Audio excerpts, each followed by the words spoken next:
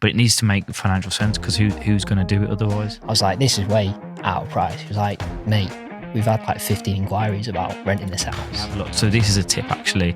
Have a look on a similar scheme that you are looking at appraising. Have a look on the... So to answer the question, do I think buy-to-lets are debt? I don't think they are. I think it's something that I know everyone does. And that's how you develop that type of relationship. And in business, that helps, that allows you to... Right, final round. Artificial intelligence. Oh, wow. And can you also tell me what the dangers are, please, of AI? Sure thing. One of the main concerns with AI is the potential for... So today we're trying something a little new. I've got Shane Traynor back on the podcast. We're back, baby. Welcome. I love that. We're going to do To The Point. That's what I'm calling it. And it has been stolen from someone else, but look, it's a great idea. So we're like the true capitalists we are. We're taking that idea and improving it by just changing the name of it. I like it.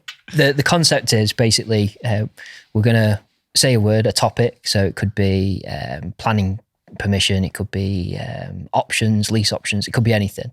And then either Shane, if I say it, Shane's going to then speak for 5 minutes about that subject or give his view and opinion of it. And then we'll switch. Sound good? Yeah, and we're going to dead stop it at 5 minutes when the alarm goes off. Yeah, perfect. You all right to time it and reset I'm on it? I'm on it, yep. All right, cool. Ready. Section 106. Ooh, Section 106. Yeah, I think Section 106 is quite, when you're appraising a development deal, I think you can get stung out by that because you never know what it can be at the beginning. So with a lot of Section 106 is affordable housing. So a lot of councils have a certain threshold. So I mentioned when I came onto an earlier podcast that in Birmingham, it's if you're building over 14 dwellings, that's when Section 106 affordable housing kicks in, and then the council can determine. I think over 14 dwellings, last time I checked, it was like 30% because to become affordable, something like that. The thing with Section 106 is negotiable as well. So I've seen it before where there's actually companies out there where you can do a Section 106 viability study, and if it works out that the development's financially unviable for the developer, you can negotiate it so you can either get rid of it or there's like a small financial contribution. But they are thinking actually of combining Section 106 and community infrastructure levy together, calling it something else, but that hasn't come to fruition yet. So that I find when I'm appraising deals, I have to check to see if the potential development is potentially going to be subject to a Section 106 and what that could look like. So if I am looking in Birmingham for some land deals, let's say, I want to make sure it's not going to hit the Section 106 threshold, even though that sounds a bit shitty because we do need more affordable housing as well. But it needs to make financial sense because who's going to do it otherwise? Unless you are an affordable housing developer and you are getting help from the government to build those homes. So I think if you are looking into development, it would be worth looking to see in different councils of what that Section 106 could look like, and speak to some Section 106 consultants as well. I've seen some councils actually where it's like the thresholds, like affordable housing kicks in like after like 4. It's which is like quite crazy, really. I don't know what Cheshire some of the is. high value areas. Yeah, I don't know what Cheshire would be. Is that what? That's me, Cheshire East. Yeah. I don't know what the majority of the councils. Well, in the National Planning Policy Framework, which all councils take, and then they have to adhere to that, but then they can take bits and sort of make their own policies around it. But that is the central government guidelines, the National Planning Policy Framework. It does say 10 houses, but obviously Birmingham's increased that. Other councils have reduced that. And so I just know that Cheshire East now got automated process where they doesn't matter what size your scheme is, it goes in. You've then got to explain to them that it doesn't fall within their threshold. Because I've just had that recently with 3 units that I'm trying to get planning on at the moment. So they automatically put you in for section 106 now. It's interesting. And then you've got to say we don't fall within your criteria. And even if it does, it's like you potentially might have to propose a viability report to prove that. Do you need an architect on that? Plug. Love it. But yeah, so I think when you're doing any sort of due diligence on doing an appraisal, then definitely need to have a look, speak with the local council as well. And actually, what would also be a good idea is actually have a look. So this is a tip, actually. Have a look on a similar scheme that you are looking at appraising. Have a look on the portal of that council to see other schemes that have been granted, and have a look at what their section 106 was, just to see if what it entailed. Because I've seen section 106s before where it's been for like an apartment scheme of like, I think it was like 21 or 23 apartments, and the section 106 on it was just to provide a drop down curb for a Morrison's that was next door, and that was like £11,000 that was going to cost or something like that. So it can really vary on what it is. That's what's really difficult. But yeah, I know going on to sort of community infrastructure levy on bolt on to that as well, that isn't negotiable. That is what it is, and every council will have a guideline of what is chargeable in the area. So I just think it's difficult to see what that is when you're appraising. You can get stung by that. That's why it's good to have a margin, a good margin when you're looking into appraising developments, but you also don't want to stop yourself from getting a deal as well. That's why it's really difficult to appraise developments. But yeah, we go. Oh, that is my alarm sound. That just gives me right, get the timer anxiety. reset and I'll give you a topic. Do you want to do the timer for this one? Yes. Save me battery. And hopefully you got a different alarm sound to me, because that was horrendous. Right, probably haven't, because I've never changed the setting on this. I don't know. Right, so a buy-to-let's dead. A buy-to-let's dead? I don't think so. I think it's more difficult now to invest in a sense of what you need to understand. I think there's still money to be made. I mean, if you look at the private equity guys at the moment, I think we're going through a really interesting time. Obviously, I'll allude to the private equity part in a moment, but there's, across the nation, there's a supply and demand issue. And I think what's happened over the last few years is that a huge amount of regulation has come to the industry: gas certs, EICRs, fire safety, more tenant rights, Section 24. There's been just so much over, particularly since I've been investing, there's been so many changes. And I think now, if you were an accidental landlord, 10 years ago, you'd have made money and you'd have been okay. You'd pass it to a letting agent, they just deal with it. Whereas now, if you're an accidental landlord, obviously mortgage rates are up a little bit, but let's take that out of the equation. Let's say someone that's mortgage free, the hassle that they've got, particularly if, let's say, they've got that property now in their personal name and they're already edging on a higher tax bracket, Section 24 pushes them into that. They no longer want that property because it's no longer viable. Obviously, I said without a mortgage, but obviously Section 24 only affects those with mortgages. But hopefully you get the point of that. So what's basically happening now is, because there's not enough landlords providing stock, rent is drastically increasing. And I think we've had kind of property prices go up, and now following is rental prices, because interest rates are obviously where they are.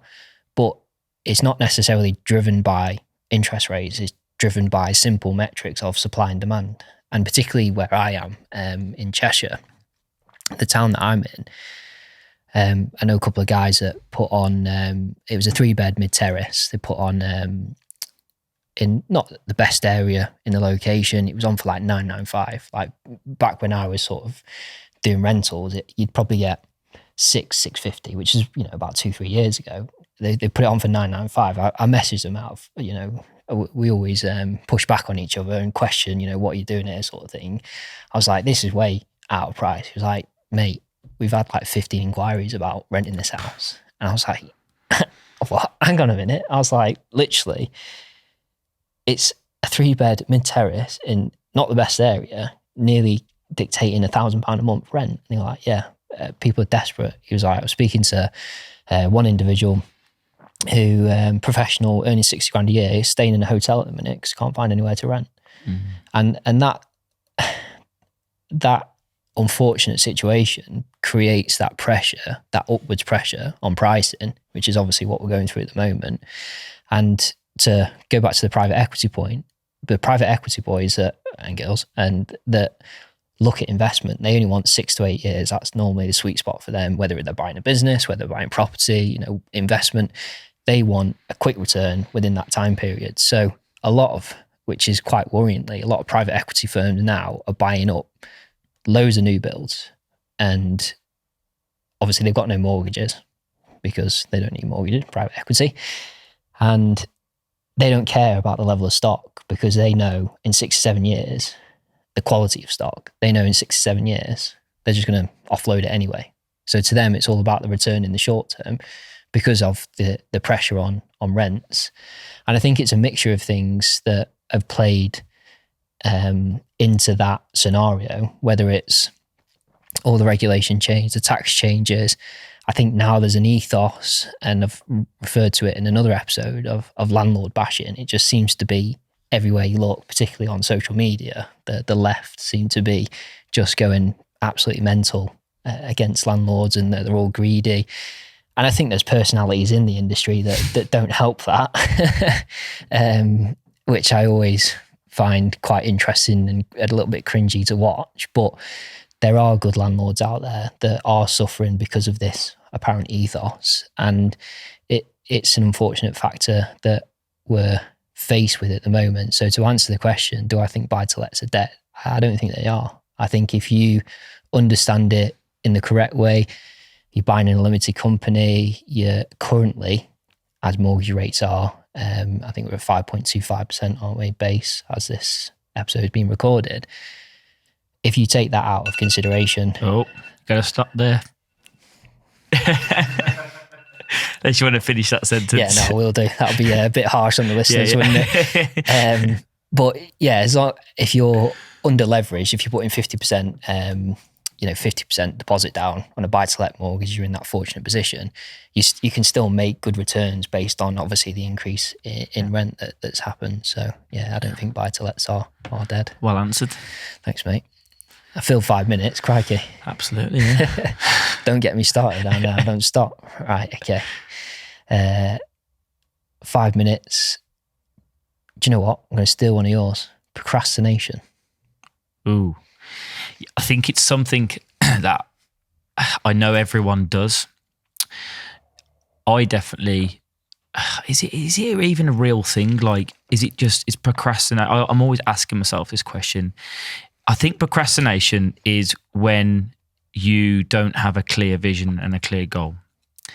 And sometimes I have a clear goal and clear vision, and then throughout what's gone on in the past sort of 3 years, and obviously things have changed, things have deviated. But I also think procrastination can also happen when you're overwhelmed as well, with lots of things going on. Even though it doesn't make sense that it should happen, like it happened actually to me yesterday where, so I have my developers network plug on Tuesday, just gone. And on yesterday, it happens every month. Like because it takes a bit long to set up, like half a day I'm out for almost. I get like lots of emails and stuff. I'm just playing catch up, and I'm like, there's just lots to do. So I was working till 8 p.m. last night, but like sometimes I'm sitting there and there's so much to do. I'm a bit overwhelmed. I'm like, actually like just procrastinate for a few minutes when I should just be like, on it. And I always think of the name of that book, Eat That Frog, Brian Tracy. Mm-hmm. And when I think of that, I always tend to just crack on, Shane, like stop procrastinating. And so that tends to help me when I think about procrastination, is just eat the frog, get the biggest task done, because all once that's out the way, all the other tasks will be like easier to do and you'll just do them. But I also think of something that Stephen Bartlett said in his, I think it was in his first book, but then he mentioned it in his second book as well. So for anyone who doesn't know, I think it's Happy Sexy Millionaires, his first book. And is it the 33 Laws to Business and Life, his second one? Not too sure. But yeah, so in there it's something like having 24 poker chips in a day. So we're all given 24 poker chips every single day. And then it's like placing a poker chip down, like you're betting, you put it down on the table. So each hour represents one poker chip. And when you put that poker chip down, the only thing when you're betting on that to get something done, you're actually, the sort of thing with that is you never get that poker chip back. The return might come later on, but you don't know. So if I'm spending one poker chip on procrastinating, where's the return in that? I should be spending that poker chip on getting some stuff done. That's going to provide a return later on, because I'll never get the poker chip back again in my life.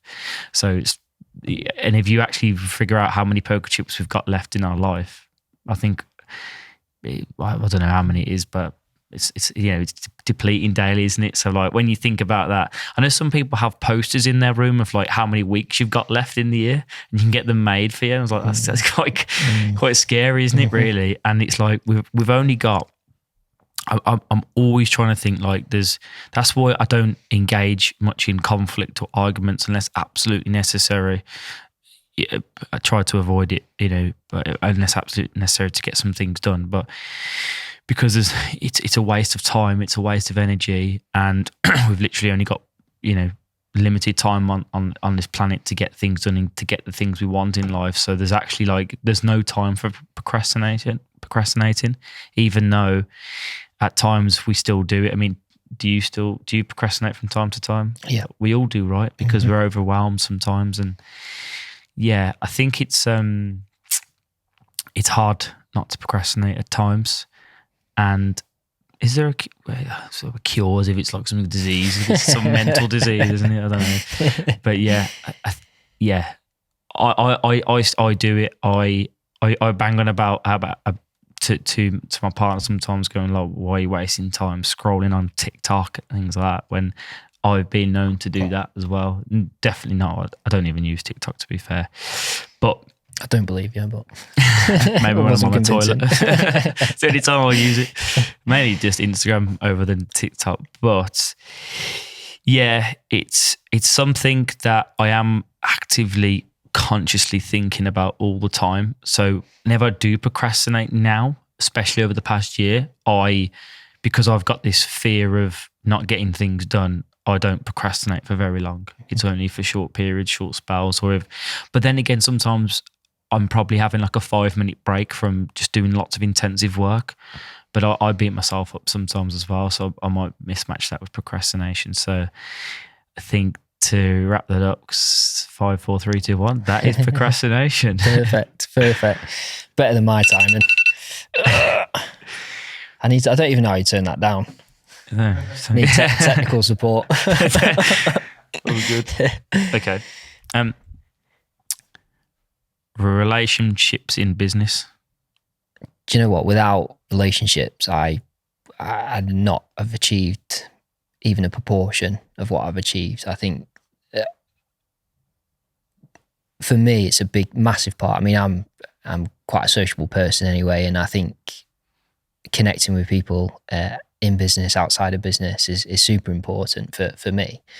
And I think without the business partnerships that I've had in my career, I wouldn't be where I am today. And I think it's important to factor that into property, particularly as an industry, because it is a people-led business. It's all about relationships, whether you're dealing with, an architect. If you were my architect and you didn't like me, you'd still give me a service, but it wouldn't be the best service. And that's just human nature. That's just the way of the beast.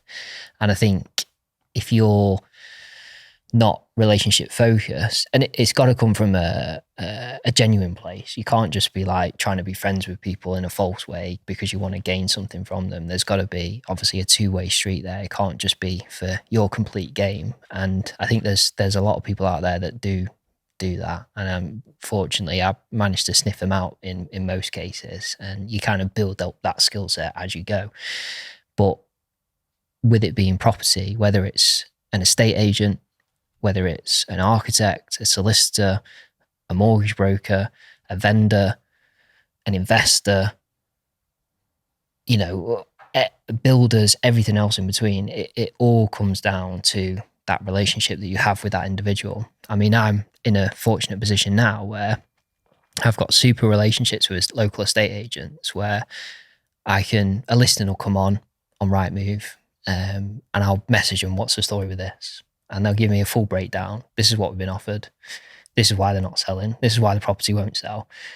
And that's not because, you know, I'm a multi-millionaire and they think they can sell to me. It's because I've got a genuine relationship with that individual. I know about their kids. In some cases, I've met their kids. I know, you know, when, probably not as far as when their birthday is, but certainly I try to wish them happy birthday, ask them how the family is, how the wife is, how the husband is. And that's how you develop that type of relationship. And in business, that allows you to, I suppose, get a little bit further than being someone that everyone just hates and that you're just an arsehole and no one wants to spend time with you. You can still be successful, because I know people that are successful and are like that. But it's a lot more difficult to get places without having that good relationship with people. And I think that is vital to anyone that wants to be a service business or in property, particularly property. How long have I got? You've got 1 minute, 40 seconds. For the podcast, for the ones that are just listening to the audio, Shane's like covered the, so I can't actually see how long I've got. There we go. It's on the table. Whereas mine's nicely apparent. And right, I've got 1 minute. So in the next minute and a half, if you can, I'm just going to dive into relationships in terms of business, but dealing with relationships like family and if you've got a wife or partner as well. Oh, that's a really good one. Okay, I didn't look at it from that perspective, but I've been really fortunate that my partner understands the game. She understands the mission I'm on. We've been together since I was 18, so, you know, whatever that is, 9 years. So she's seen the process, she's been a part of it, and God knows why she's still with me. I have no clue whatsoever. She's obviously hoping for that success to land at some point. You're a good salesman. But I've and you know what, I wish I had more time to answer this, but that's great. I'm really obviously glad that I met Amy, and but friends from my old school, I no longer really have too much to do with them. I've got complete time for them, and if they phoned me tomorrow and said, I need you here today, Scott, I'd be there, and I think vice versa. But the differences in where I've gone in life and where they've gone in life have been massively different, and the friendship groups that I've got now are like people that, you know, in professional jobs or in business, because they understand the headaches and the shit that I have to deal with on a daily basis. Whereas my old mates, they don't understand that. And I think it's difficult to have that conversation with someone that's not used to that environment. Yeah, good answers. Yeah, that could have gone on for a while longer because it's a big topic, isn't it? So absolutely, yeah. No, it is. Okie doke. Do you know what? I'm going to ask you that question, but in a different way. Go for it. No, because I can't do it that way, can I? How can I ask this? Okay, friendships. Yeah. Okay, so friendships. So you touched on like people you went to school with, right? So naturally, I think everybody, whether in business or not, you break away from people. Your circle gets smaller, right, as you leave school. So I have a core group of friends that I probably see now every 2 months or so. It's sort of getting to that, and we're all doing our own separate things. When you catch up with them, it's like nothing's changed. But you do have. I find that since going into business, I have now business friends, and that understand everything that you talk about.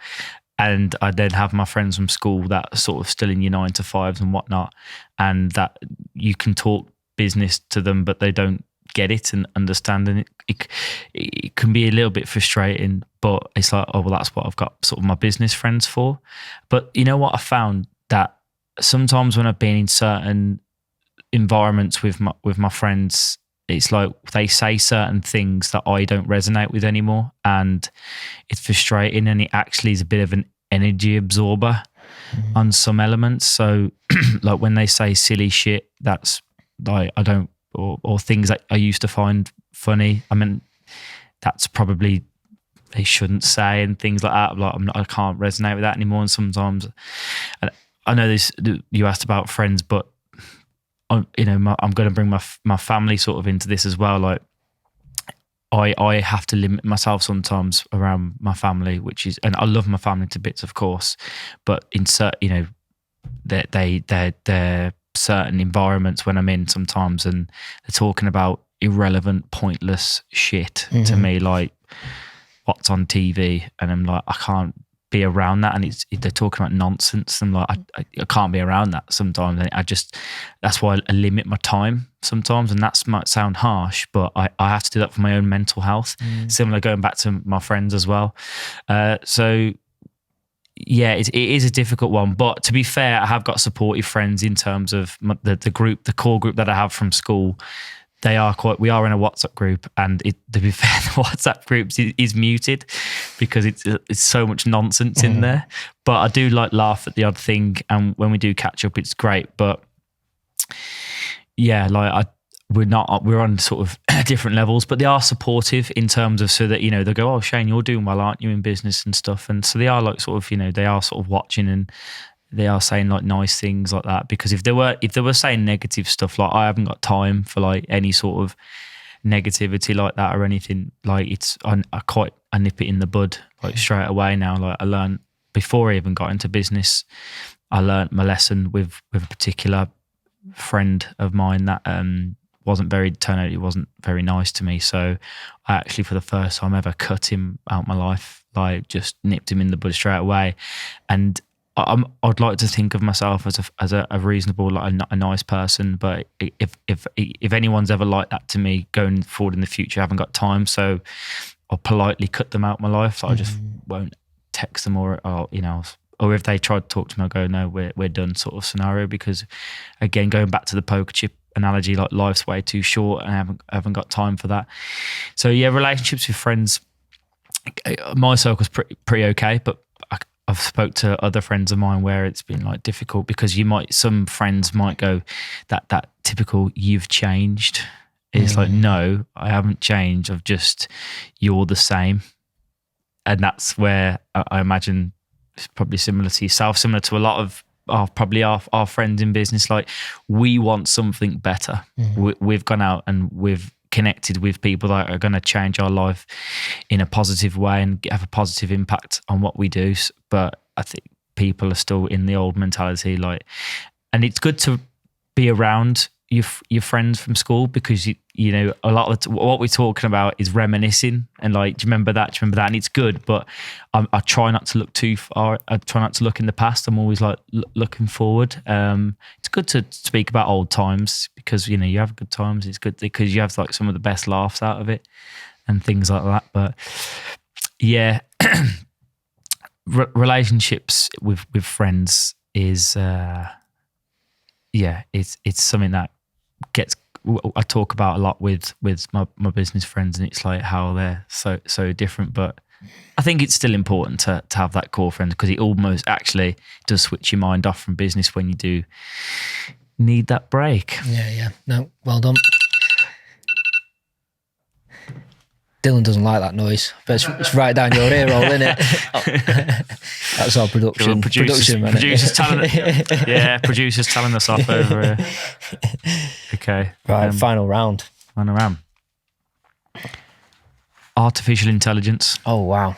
This subject is huge, absolutely massive. I went to a sort of AI seminar sort of thing, and it was like how to use ChatGPT. I was so disappointed, but I asked the guy, I was expecting like this is going to change the world. It was just it was crap. anyway, I was trying to like ask provoking stuff to this guy, and I don't think he was enjoying it too much. But I was like, how do you think AI is going to change the world? And he was like, well, to answer that question is so complex. He said basically that at the speed that we're going, I mean, there's no limitation to it. And we're kind of discussing like the ethical nature of it. Put my phone on silent. We were discussing the sort of ethical nature of it. And I think from I don't really know where I was going with that point, but basically he couldn't describe where AI was going, and he's an expert in the field. He was like, I don't know. I'm learning stuff weekly, and I just don't know where we're going to end up. Has he done one AI course and now he's flogging courses quite for possibly. 997, is it? Well, it was government funded, so right, yeah. He's scamming the government if he's doing anything. But he basically, it was quite interesting actually, because he used ChatGPT to create his whole presentation, and he made a point of that. But actually, I don't know whether it was him as an individual, maybe he had like ADHD or something. There was no structure to the presentation. He was all over the place basically. And I don't know if that was because he used AI to create the presentation. So the information on there was relevant, but it wasn't his information. So he was almost like reading the slide at the same time as everyone else and being like, oh yeah, so this is this point. So I think that the complete tangent there, but AI, I think, is amazing for a new skill set. I mean, we use AI in the marketing. I know the podcast guys use it non-stop, not say non-stop, but they use it obviously on the production side. We use it for marketing. I think where it becomes a bit of a worry is, where's the limitation in a sense of us as humans becoming redundant? Because I mean, as a species, we are completely flawed. There's so many flaws. We can't do anything right. We've got this kind of chaotic structure that works, but there's so many ways to improve it. But no one's willing to actually improve it because we're selfish, lazy, don't care. We're going to be dead anyway soon. There's just no. Whereas AI doesn't look at things like that. It's like, what is the best route for me to get the best result? What is the most efficient long-term result? And I think for me, I do worry about it, to be honest. I think, where are we going to be replaced? Because that to me feels like where the evolution is going, because we ain't going to last forever. We're going to probably nuke each other within the next decade by the way things are, screwing up with Russia and what have you. Hopefully we don't. Christ, yeah. I'm enjoying my life. So, and I've been working my bollocks off for the last 10 years. So I want to enjoy the next 10 years. But I was watching. So buy-to-lets will be dead in 10 years. Yeah. Unless you rent into AI. Yeah. That's a niche, gotta be. There you go. Business idea. But I watched a good documentary on Netflix about AI and stuff, and they show you how they use it from a military perspective, and they also showed you how they use it from a sort of medication perspective. And I'll use the military example. It's a really, I can't remember what it's called, but it's a really good watch. And they created this AI system that basically was a pilot, and it learned, what Top Gun guy learned within like a few months, but 30-year compressed into 2 months or whatever it was. They put him against like the best pilot in the military, and the best pilot in the military couldn't beat this AI system. It just figured out a way to beat this human every single time. And when you put that in a real life environment, we can't compete with that in any way, shape or form. So I think currently we're using it for good. Will it stay like that forever? Will there be a tipping point where we've created something that, we can't put back in the box? I don't know. Hopefully not in my lifetime anyway. Yeah. It's turned into a Joe Rogan podcast. Yeah, that's good. Well, you know what? I actually, if you don't mind, I'd like to just expand Go on. a little bit, Absolutely. because I think AI is such a big thing, and I'll only spend a few minutes on it. But what was the question you asked that chap? You asked him where I asked where's him, it going? Yeah, or- what's the future of AI? Where does it stop? So I think I'll sort of give my 2 pence on that. I think, well, especially at the moment, AI is helping speed up processes, systems. It will make a lot of jobs redundant, but it will also create new jobs as well in the AI world. And yeah, I think you could get to a point where AI will it could take over. But I know that's why, like, your likes of Elon Musk and the guy that owns ChatGPT, is it Dali? No, not Dali. That's the Well, he's suing him at the minute, isn't he? Elon Musk. yeah. But the guy, they want to put a sort of a cap on it, and just to say, like, we need to be careful what we're doing here. But at the moment, like you say, it's speeding up systems, processes. It's intuitive to use. It's going to help in the medical industry, military, businesses. And actually, I don't know if you know, but have you got the ChatGPT app? I haven't got the app. No. So you can. I've actually been talking to it on my drive when I'm driving. I talk to it. How sad does that sound? And I'll actually get it to quiz me as well. So I'll say, I want to learn about this. Can you tell me about it? And then quiz me. And then I've also I'll run my business ideas past it and ask for potential flaws and blah blah blah. So give me a question. In fact, should we ask AI what you asked that bloke and see what it says? In 3 minutes, yeah, we can do that. Okay, so what was the question? I'll ask it. Was it where's for the future? Where does AI stop? Okay, let's ask it. Ready? We're going to have this live on the podcast. Hi, ChatGPT. Hope your day is going swell. Where does AI... Well, firstly, where is AI going in the next 10 years? Where does it stop? And actually, let's aim that towards the construction and property development industry to keep it on brand. Hey there. AI in the construction and property development industry is expected to make some big strides in the next decade.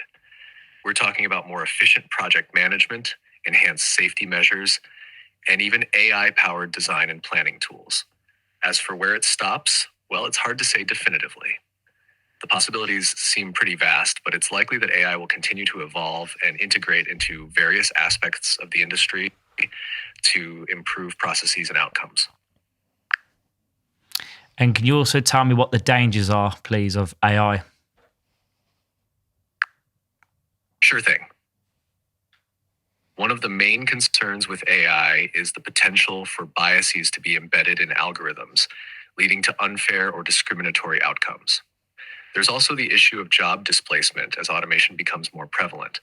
Plus, there are ethical concerns surrounding privacy and data security, especially as AI systems gather and analyze vast amounts of personal information. It's important to address these challenges to ensure AI is developed and used responsibly. Thanks. Have a great day. I noticed that you're nice to him. You're welcome. If you have any more questions, feel free to ask. Have a fantastic day. Well, that rounds the episode off beautifully. So tune in next week where this podcast will be run by AI. I will no longer be here. Thanks for introducing me that to me, Shane. Much appreciated. You're welcome. Thanks for having me on again. No, great stuff. Well, yeah, thanks for coming on, mate. And tune in again next week. I will be back, not AI. Maybe I'll be interviewing AI, who knows? But yeah, thanks for tuning in and we'll see you again soon. Take care.